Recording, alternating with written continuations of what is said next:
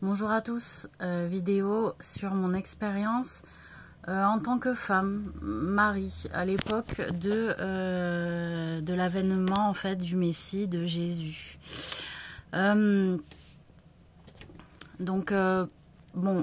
on le sait, j'ai vécu une expérience traumatisante, sachant que il y avait toujours un moment où en tant que juive, il y avait des Romains qui passaient dans les villes et dans les villages et qui se servaient sur les femmes et qui les violaient.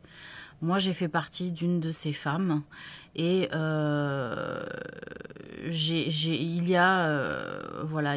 malheureusement, j'ai vécu un événement traumatique et ce n'était pas qu'une seule personne. Et c'était des choses qui arrivaient quand même, pas couramment, mais qui arrivaient. Ça dépendait du gouverneur romain auquel on avait affaire et de sa politique aussi. Donc des fois on tombait bien, des fois on tombait mal. Et j'ai été extrêmement meurtrie par ça. Et j'ai eu un moment d'incompréhension, en fait, en disant, j'ai toujours été croyante, j'ai toujours bien servi Dieu, j'ai eu des vies où j'ai été souvent orpheline, où j'ai dû dormir dehors. On le voit à un moment donné, j'en parle quand on est sur la colline avant les jours de sermon, où on est en préparatif, où je dis, dans ma vie d'avant, je dormais dehors. C'est-à-dire, je parlais pas de ma vie seulement en début de ma vie de mari, mais dans ma vie précédente. Je me connais et je sais de quoi je parlais. Donc je me suis dit, encore une épreuve comme ça, j'ai pas compris et j'étais au bout du rouleau. C'est pour ça que je me suis retrouvée à boire, à aller au troquet de la ville et à jouer. Voilà, parce que je savais jouer. Quand mon père était mort, je passais mes journées à jouer aux osselets et à m'entraîner. Ça me permettait aussi de gagner quelques sous pour pouvoir vivre. Et donc j'avais aussi, même moi en tant que femme, mari, l'image qu'on peut en avoir, pure, sainte, etc. C'était un moment de péché. J'ai aussi péché. J'ai mes expériences, j'ai eu des expériences très mauvaises et j'ai été faible des tas de fois aussi. Et donc je suis pas parfaite. Je suis allée au jeu, je suis allée boire, etc. Donc déjà, je voulais rappeler que Dieu nous tend la main, en fait. Dieu nous tend la main malgré nos faiblesses, malgré ce qu'on peut penser de nous, et malgré le fait aussi qu'on se dit toujours tu devrais pas faire ci, tu devrais pas faire ça. Si tu voudrais que ça aille bien, fais ci, fais ça. Et moi, j'ai vécu l'expérience de faire tout correctement, en fait. Voilà, de vraiment être pieuse, d'être humble, de servir les autres, de me mettre à la place des autres, d'avoir de la compassion, etc. Et en fait, quand il m'est arrivé cette agression-là, c'est là où j'ai pas compris et j'ai failli me couper en fait du Tout-Puissant. C'est pour ça, le seul objet que m'a laissé mon père à sa mort, c'était un petit papier sur lequel était noté la prière en fait qu'on récitait, notamment de protection avant de dormir ou avant de faire quoi que ce soit, mais généralement c'était la protection avant de dormir. On demandait d'être protégé en dormant et donc c'était un petit papier et on le voit en fait dans la série. Je le déchire de rage parce que je suis dans le rejet en fait. Je me dis, pourquoi tu t'as autorisé à faire ça, pourquoi tu m'as fait vivre ça à Dieu. Pourquoi Dieu tu m'as fait vivre cette horreur, cette expérience, alors que on essayait toujours de s'expliquer, peut-être que s'il m'arrive quelque chose de mal, c'est parce que j'ai fait ça de mal, etc. Et en fait, je me disais, mais j'ai fait toujours les choses correctement et il m'arrive ça. Et donc là, ça a fait tomber toutes mes croyances en disant, si tu veux qu'il t'arrive du bien, fais du bien. Non, non, non, non. En fait, je me suis rendu compte que même quand tu fais le bien, Dieu, il te pousse à comprendre en fait autre chose. Voilà, t'as fait tout bien, effectivement, etc. Ça a été difficile quand même. Et ben, même si t'as fait tout bien, il va t'arriver du mal. Et là, choc. Vraiment, choc. Je me suis dit, c'est pas possible. Et ça arrive à des tas de personnes en fait qui perdent la foi à cause de ça aussi. Mais parce que on arrive à une étape dans la guidance de l'âme et à une guidance de l'enseignement qui est beaucoup plus élevés en fait. Si tu arrives à dépasser le cap de dire ouais Dieu c'est bon, il m'aime pas, finalement il m'a pas guidé, finalement il me rejette, il m'a fait vivre, je fais tout bien et voilà ce qui me fait vivre, etc. Si tu rentres là-dedans, tu vas te paumer. Et en fait, juste à ce moment-là, où je suis vraiment au bout du rouleau et je sais plus quoi penser de ma vie et de ce que je suis pour Dieu en tant que créature, il y a Jésus qui entre dans ma vie en fait. Et il me dit, et il récite des choses secrètes que je récitais en moi-même, hein, parce que c'est là aussi Dieu il s'immisce dans ta vie, c'est-à-dire seul lui connaît le secret de ce que tu te dis, de ce que tu penses, de ce que tu ressens. Et donc quand tu as un Jésus qui arrive et qui récite ce que je récite en secret, et qui le dit d'une certaine façon, comme s'il était témoin de la manière dont ça se passait quand mon père était vivant, et qui me dit « Marie, je te délivre ». Pour moi, c'était une délivrance de la souffrance, en fait, des doutes que j'avais. Parce qu'en fait, le doute de savoir comment se positionner vis-à-vis de Dieu, il est horrible. Il est horrible, ce doute-là. Et c'est ça, en plus, qui nous fait souffrir. C'est-à-dire, dans quelle direction me veut Dieu. Et que j'ai beaucoup moins souffert une fois délivrée parce que j'avais eu l'exemple de Jésus qui avait été sacrifié, qui disait qu'il faut accepter la souffrance. Alors les affaires de l'enfer, comme je le dis dans l'autre vidéo, c'était quelque chose qui n'était pas dite à l'époque. Voilà, on en avait parlé moi et Jésus parce que moi j'avais un rôle particulier par rapport à l'enfer et il le savait déjà. Mais il m'avait dit c'est toi qui en parleras de ça, mais moi j'en parlerai pas. C'était pas son rôle, c'était mon rôle à moi. Donc c'est moi qui ai passé 1000 ans en enfer, hein, donc c'est moi qui suis inscrite en tant que déesse hein, de l'enfer. Donc voilà, il y a eu tout un cheminement qui fait que malgré ma gentillesse, malgré le fait que je me mette pas en colère, malgré le mal que j'avais vécu, le mal que j'avais reçu, c'est comme si Dieu, il m'a dit, moi on m'a offert le paradis, toi je t'offre l'enfer. Alors c'est drôle comme cadeau pour une femme, vous voyez, c'est particulier comme cadeau pour une femme, mais je le prends parce que c'était mon destin, parce que Dieu aussi m'a invité à prendre la voie de la mort, et donc c'était ma destinée, en fait, il l'avait écrit comme ça, un enfer, un paradis, il fallait une dualité, et il a inscrit dans le masculin et dans le féminin. Ça a été son choix. Donc voilà, et donc on se plie, on se ploie hein, sous la suggestion, sous les enseignements, sous les leçons, la guidance, les nécessités aussi par rapport aux créatures. Quand on se met au service de Dieu, il y a aussi un service envers les créatures, il ne faut pas se leurrer, hein, donc c'est dur, voilà. Et quand Jésus me délivre, pour moi, ça y est, Dieu avait reconnu ma souffrance, Dieu avait senti que j'atteignais le point culminant de la souffrance et que je ne pouvais pas aller au-delà. En fait, à ce moment-là, je ne pouvais pas aller au-delà. Et le fait que Jésus reconnaisse ma souffrance, ça m'a permis après de tirer ses enseignements et d'aller plus loin dans mon parcours, hein, parce que ma souffrance, elle s'est pas arrêtée à Jésus, hein, j'en ai eu encore beaucoup après. Donc voilà, mais ça a été un point où j'ai compris et où j'ai passé ce cap de dire Dieu ne m'a pas abandonné, Dieu ne se joue pas de moi et de ma souffrance. Dieu m'attend dans un chemin plus élevé, plus dur, plus haut. Donc là aussi, il y a une sorte de reconnaissance, hein, une satisfaction. Mais comme on le voit, en tant que disciple, hein, on a des doutes, on se pose des questions, on ne sait pas ce qu'attend Jésus, il y a des manières de se poser des questions, de s'interroger, de penser à telle ou telle chose, etc. Et donc c'est une éducation, hein, ça a été une expérience où on s'est éduqué au niveau de l'âme. Et évidemment, quand on fait partie de ce type d'aventure, on est honoré.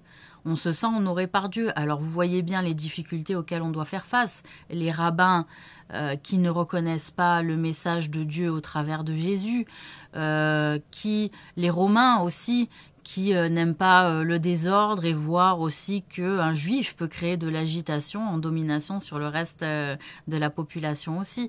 Donc voilà, ça a été une expérience riche, douloureuse aussi, hein, mais de reconnaissance aussi et de satisfaction. Voilà. Aussi, je voulais parler de mon expérience avec les femmes, hein, parce que Jésus ne m'avait pas autorisé à en parler à l'époque, mais il m'a dit tu pourras le faire à la fin. Et donc, on le voit, hein, il y a des femmes qui font partie du groupe, hein, des disciples. Voilà, donc, et j'étais contente en fait qu'il y ait des femmes, mais par la souffrance de ce que j'avais vécu, on le sent, hein, dans la série, parfois j'ai une forme de jalousie, en fait, de souffrance qui me fait me rendre jalouse un peu. Comme quoi, j'étais pas parfaite, hein, on se parfait aussi avec le temps. Parce que je pense aujourd'hui sincèrement avoir atteint un niveau plus élevé que ce que j'étais à l'époque. Et pourtant, à l'époque, j'étais disciple de Jésus, mais j'avais encore beaucoup à apprendre. Là, j'ai l'impression que, vous voyez, comme quand on fait de la sculpture, hein, c'est-à-dire la forme de la sculpture est finalisée. Voilà, on peut passer au four, vous voyez. Voilà, là, je suis à un état où on peut me passer au four, vous voyez, en termes de alors, sans mauvais jeu de mots, parce que je suis juive, attention. Mais voilà, hein, je suis juive et musulmane, en fait. Je suis juive de conversion musulmane. Je suis de race juive, mais de conversion musulmane. Voilà, donc je fais le distinguo aussi. Je pratique pas le judaïsme, hein, voilà. Qu'est-ce que je voulais vous dire? Oui, et donc, qu'est-ce que je voulais vous dire? Ouais, bon, sans le mauvais jeu de mots pour le four, et voilà. Enfin, donc, je suis formée. Voilà, là, j'ai l'impression que Dieu a finalisé un peu son œuvre de sculpture sur moi, au niveau de la chair, au niveau de l'âme, au niveau de l'esprit, au niveau du cœur. Donc, je me sens un peu plus finie. Hein, et moins en souffrance, moins en doute, etc. Voilà. Qu'est-ce que je voulais dire d'autre? Donc les femmes, j'ai une jalousie en fait envers elles parce que elles étaient portées par Dieu. Il y avait des facilités pour elles. Elles étaient nées dans des situations de richesse, dans des situations de commerce, dans des situations de confort. Il ne leur était pas arrivé ces choses parce qu'elles avaient une famille et que donc elles étaient protégées. Voilà. Donc, du fait que je comprenais pas pourquoi moi il m'était arrivé ce mal, hein, de fait, des fois, je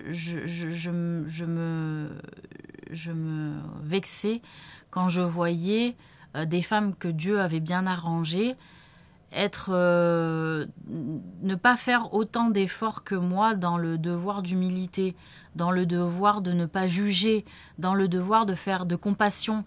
Je me disais, mais pourquoi Dieu semble leur donner plus de choses alors qu'elles ne s'exercent pas à faire les mêmes efforts que moi en termes de pratique religieuse, en termes de comportement, en termes d'intention, en termes de caractère. Et je comprenais pas ça. Donc des fois, ça me faisait un petit peu être froide. Hein, on le voit dans la série, je suis un peu froide à des moments. Mais c'était pour cette raison-là, en fait. Et aussi, on le voit quand elle rentre chez moi parce que j'avais pas de chez moi, j'avais pas eu de mari, j'avais plus de père, j'avais pas de famille qui veillait sur moi, j'avais pas d'homme en fait dans ma vie. Et le village m'avait laissé une petite pièce dans laquelle vivre parce que j'étais quelqu'un qui avait un peu tourné le dos à un moment donné à une période dans la religion, et parce qu'il m'était arrivé cette agression-là, hein. Et que donc j'étais perdue et que donc j'avais bu, donc les gens me voyaient mal. Mais quand j'avais fait le retour vers la religion, que je m'étais remise en branle, etc., Je sais plus si c'était avant ou après, mais en tout cas, le village m'avait laissé une pièce où je pouvais être logée. Donc, c'était une petite pièce. J'avais en plus enlevé les choses parce que quand j'ai suivi Jésus, je me suis dit, je sais pas si je vais revenir. Donc, j'avais tout. C'était vraiment. Alors moi, c'était vraiment quitte tout et suis-moi. Donc, j'ai tout quitté, j'ai tout vidé ma petite pièce, etc. Et quand les filles, en fait, je les héberge et qu'elles rentrent chez moi, on le voit. Elles sont un peu interloquées de voir ma maison nue, pas grande, une seule pièce, sur un lit pas confortable. Et c'est pas que ça me vexe à ce moment-là, mais je suis chagrinée. Je me dis vraiment, Dieu les a pourvus en confort et elles semblent choquées de mon confort à moi. Et ça m'a, quelque part aussi, je me suis sentie humiliée presque. À un moment donné, je me suis dit, mais est-ce que Dieu m'humilie en fait? J'ai eu un éclair de doute en fait, où je me suis dit, est-ce que Dieu m'humilie en me mettant plus bas socialement que tout le monde, ou est-ce que Dieu m'élève et donc je dois être satisfaite de ça et en être fière? Voilà. Donc c'est toujours des questions que tout le monde se pose et j'en suis particulièrement consciente aussi. C'est pour ça qu'il y a beaucoup de monde qui sont venus me demander des conseils souvent parce qu'ils voyaient que j'étais capable d'endurer des choses compliquées et beaucoup se demandaient comment je faisais. Mais c'était ma foi. À chaque fois, je leur disais, mais j'ai la foi, en fait. Mais une foi qui avait été vraiment travaillée et que j'avais voulu travailler vraiment de manière le plus parfaite, hein, de la manière la plus parfaite possible pour être à mon plus haut niveau d'élévation de l'âme. Je me suis pas lâchée, je me suis pas abandonnée à ce niveau-là. C'était mes objectifs. Et mon objectif, moi, je trouve qu'à ce niveau-là, j'en suis satisfaite, il est atteint.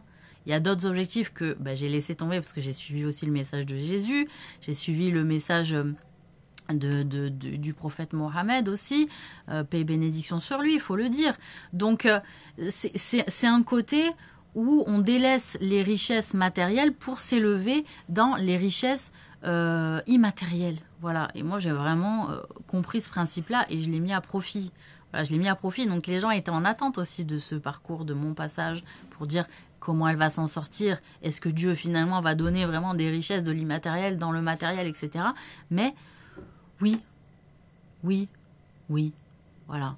Donc là, je pense qu'il y a des tas de personnes aussi qui ont choisi des voies à un moment donné qui étaient un peu perturbées et que là, ils vont se remettre aussi d'équerre et ils vont se remettre parce qu'il y a un exemple qui était en bas de tous. Hein, je sais la position que j'avais, j'étais dans les poubelles, moi, quand j'ai commencé mon parcours. Hein, j'étais dans les poubelles. Donc, tout le monde me piétinait, tout le monde marchait dessus, tout le monde me volait, là, comme la Cendrillon, vous savez, à qui on vole les bijoux, les trucs, les machins. Et voilà. Donc, mais j'en suis entièrement satisfaite. Parce que quelque part, mon rôle en tant que disciple aussi de Jésus était de porter le message de Dieu. En tant que Fatima, fille du prophète, c'était aussi de porter le message de Dieu. Hein, en tant que Marie, en tant que fille d'Abraham, c'était aussi porter le message de Dieu. Quand j'étais Jochebed et que j'ai lancé mon fils, hein, c'est moi qui l'ai lancé, Moïse, on dit, il n'y a pas plus grand acte de foi. Les Juifs, ils prennent cet exemple. Ils prennent cet exemple. De dire, il n'y a pas plus grand acte de foi que la mère de Moïse qui jette son fils à l'eau et elle sait pas où il va aller. Mais je peux vous dire, je peux vous en parler. Voilà, c'est le temps en fait. Mais je peux vous dire que c'était extrêmement difficile et que, oui, dans le Coran, il dit, j'ai failli perdre la foi, mon cœur s'est vidé, mon cœur s'est empli de doutes à ce moment-là. Ça a été atroce. Je me suis dit, mais qu'est-ce que j'ai fait? Est-ce que je suis une mauvaise mère? J'abandonne mon fils? Est-ce que je suis folle? Est-ce que si? Est-ce que là? Et je me souviens avoir failli partir parler à des gens en disant ce que j'avais fait. Et mentalement, c'est comme si Dieu, il m'avait retenu. Et il m'avait il avait réussi à me soustraire au silence et à me faire taire de l'acte que j'avais fait.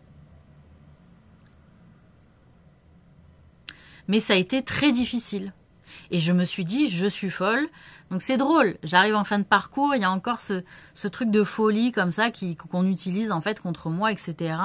pour me délégitimiser, me décrédibiliser, etc. Mais ça fait partie de mon parcours aussi. Pourquoi? Parce que quand on suit Dieu et qu'on va très loin dans sa voie, on peut être taxé de folie par les autres en disant mais tu suis quelque chose qui est invisible, tu suis quelque chose dont tu n'as pas la preuve, tu suis quelque chose, c'est pas comme un roi où le roi il est là, il est physiquement présent, on lui donne une autorité, un rôle, etc. Non, on suit l'invisible, l'inconnu. Et des tas de gens n'ont pas persévéré dans cette voie-là parce que trop peur de l'inconnu. Voilà, mais sauf que Jésus, il dit, bah si, il faut suivre l'inconnu. Donc, c'est le plus difficile, c'était ça. Suivre l'inconnu, ne pas être complètement rejeté par les populations parce qu'on passe pour une folle, hein, parce qu'on prend des risques énormes, hein, parce qu'on a l'impression que les autres ne comprennent pas, mais se disent... Elle s'en fiche d'elle-même, elle s'en fiche de sa vie, mais c'est-à-dire je m'en fichais de moi-même et je m'en fichais de ma vie parce que je me mettais au service de quelqu'un qui était tout-puissant. Donc en soi, je ne m'en fiche pas de moi, c'est-à-dire je remets ma vie entre les mains de quelqu'un, donc Dieu, qui est tout-puissant sur Terre. Et moi, ma croyance, elle était comme ça, il est tout-puissant. Donc il est puissant plus que tout le monde. Que tout ce qui peut m'arriver, il est plus puissant que tout ce qui peut m'arriver. Il est plus puissant, donc il gère. Il gère, donc j'ai pas à m'inquiéter. Il gère, je n'ai pas à m'inquiéter. Et ça, c'était les leçons d'Abraham qu'on écoutait quand on était petit. C'est-à-dire, il gère. Il n'y a pas à s'inquiéter, en fait. Il s'occupe de tout. Dans le mal, dans le bien, il s'occupe de tout. Mais garde la foi. Garde la foi. C'était ça qu'il nous disait Abraham à l'époque. Il gère. Il est tout puissant. C'est ça le monothéisme pur.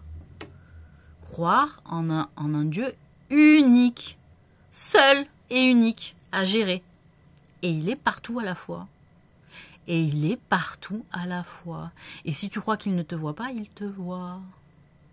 Il en a les moyens. Il est omnipotent. Il a toutes les capacités. Et il est omniscient. Il a toutes les sciences. Des sciences que tu ne connais pas et des capacités que tu ne connais pas. C'est ça, omnipotent et omniscient. Donc j'ai été baignée dans la religion. Voilà. C'est comme ça.